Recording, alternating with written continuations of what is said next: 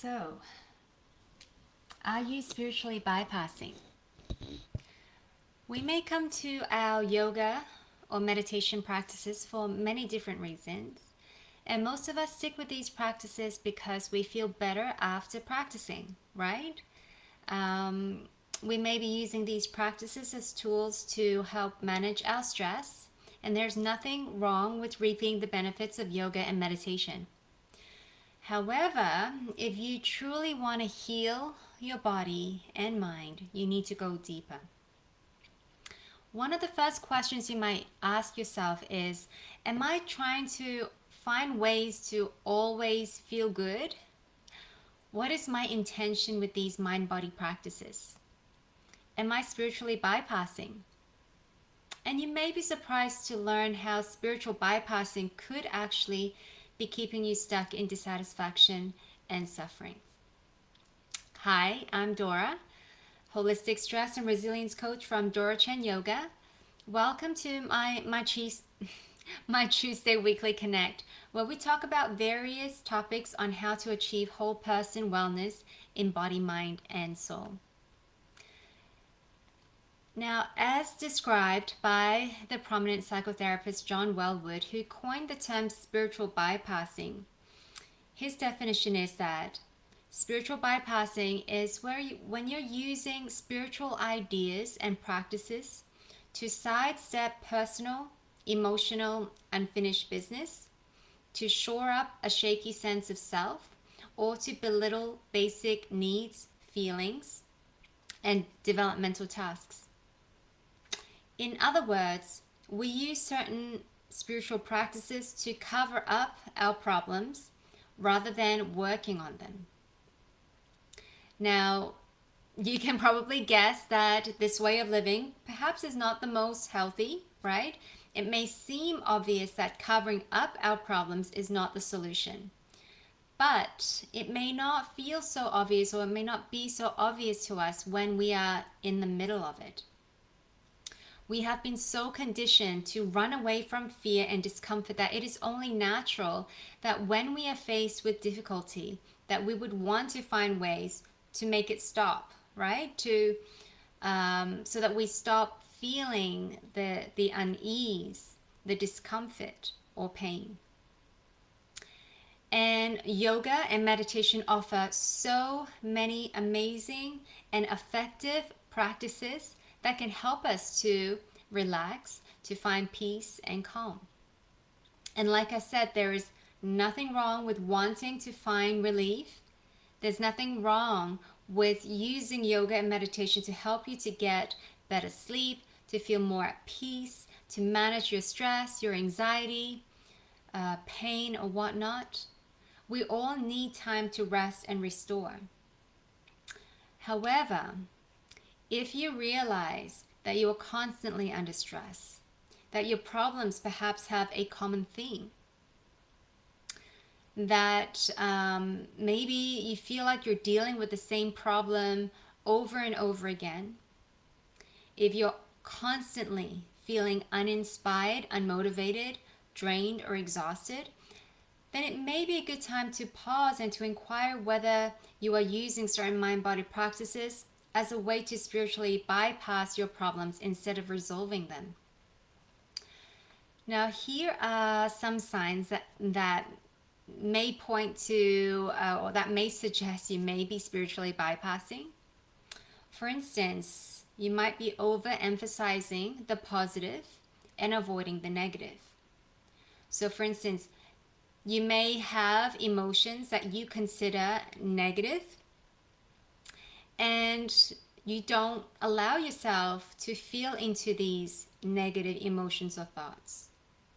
Or that when you do feel into them, or that when they do come up for you, you might feel that it's wrong to feel them, that you shouldn't be feeling them, and there might even be a guilt underlying it all for when you do feel into these quote unquote negative feelings and thoughts and emotions.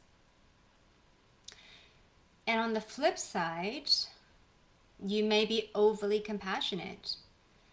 And you might think, well, how can one be too compassionate? You can never be too compassionate. Um, if it's your true, authentic, um, if compassion is flowing out of you, and it's authentic to you and in that moment, yeah, great. But sometimes we may seem to be over compassionate because we believe that there are certain positive emotions that we should be feeling all the time, and that we kind of try to almost unnaturally make ourselves to feel a certain way. So just like with the negative emotions, we try to push them away, we try to hold on to the quote unquote positive emotions. So either way, you're not being authentic to yourself. You're not being authentic to your needs. And you're actually not listening to your body, right? Because you've already decided in your mind that certain things are good and certain things are bad, and you're just going to be sticking to, say, the positive and trying to push away the negative without without any regard as to what your body actually needs or wants to feel in that moment, which could lead to pretending that everything is okay when it's not. And it's not to say that, oh, you're putting up a show to pretend that you're happy. No, it could just mean that you truly believe, perhaps, um, that you need to be a certain way. And so you may not even be aware that you're not being authentic to yourself, right? You might be feeling some sort of maybe conflict or struggle or suffering, but instead of addressing it, perhaps you believe that you need to be elsewhere. You need to be at a higher vibration. You need to be more positive. And that, if you are on your spiritual path, that you should, feel certain feelings and emotions when it's simply not the case, right? And then but if that's our mindset, then we're not looking at all the things that you may consider negative, right? And then so even though your body might be sending you signals and messages as to, you know, uh, things that you want to be paying attention to, or you should be paying attention to, but because of you being so focused that it has to be a certain way, that you have to only feel into certain feelings, that you may not listen to what the body's actually trying to communicate with you. And hence, you might even believe that everything is okay when it isn't. Now, sometimes spiritual teachings may be misconstrued or misunderstood. Oftentimes, we are told that our mindset and our perspectives are causing us pain and suffering. And I know that I talk about this and I also teach about this. However, this may be mistaken to mean that we suffer because we allow negative thoughts and emotions or feelings into our minds and bodies. And so, to remedy that, we need to just fill our minds with positive thoughts, say positive affirmations, almost force ourselves to see the bright side of everything and ignore the negative. However, this is not actually what the yogic teachings are about.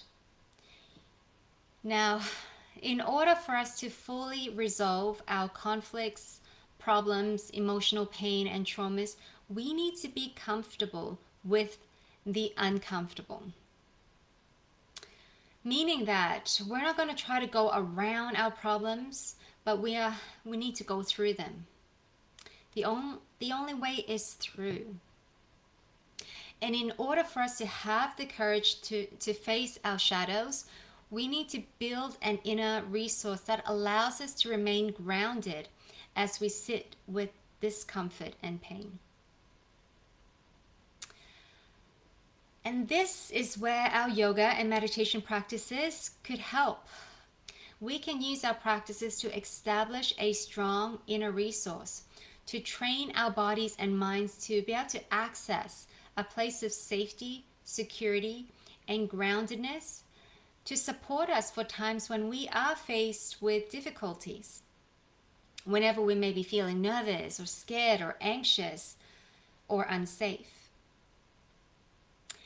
It is this ability to tap into a place of calm and centeredness that allows us to see our circumstances with more clarity and neutrality. And this is so important because when we no longer feel like we're under attack, whether it be, by our thoughts, our emotions, or, our circumstance, our situations, or people that are in our lives, when we no longer feel that we're under attack, we can feel grounded within ourselves and be more able to sit with discomfort, and then to be able to look at our shadows, our inner demons, and to face them with strength, courage, and eventually, hopefully, compassion. Now, through our practice, we also begin to learn a new perspective and mindset that helps us to experience the world in a different way. After all, life is life. It is as it is. We have a small influence over some areas of our lives, but for the most part, we don't really have control of our external circumstances. The only thing that we are able to control is the way that we experience the world. And this is why our perspective and outlook in life can make such a huge difference in our quality of life, even if nothing else changes in our external world. However, like we talked about before, shifting our mindset and perspective is not about forcing the positive onto ourselves. It's really about non-judgment, and it's really about acceptance. It's about accepting all parts of ourselves, the pleasant and the unpleasant, the ease along with the difficulties, the so-called good and bad. It's not about turning away from any parts of ourselves, even if it feels uncomfortable. The shift in mindset comes when you start to break free from your conditioned beliefs and to fully engage with life with all of its ups and downs, without judgment, but with curiosity and compassion. This is what the spiritual practice is really about. We're not trying to get rid of any parts of ourselves that we may consider ugly or uncomfortable. The practice is about building an inner strength so strong within ourselves that we can feel safe enough to welcome the parts of ourselves that may be a bit prickly, that may be a little scary looking, but to know that it is a part of us, and that the only way that we can truly feel whole is to allow all parts of ourselves to return home within ourselves. So, if you are interested in learning more about how you can start using yoga and meditation to help you to build a strong inner resource, or if you need help or some support in helping you to face your shadows or inner demons, don't hesitate to reach out. You can always book a free consultation with me. I'll drop the link below, or just DM me and get in touch. So let me know. Let me know your thoughts, your feelings, comments, or questions. Drop them all below. And if you enjoyed this mini training, make sure to follow me at Dora Chen Yoga. I'm on Instagram, Facebook, YouTube, and LinkedIn.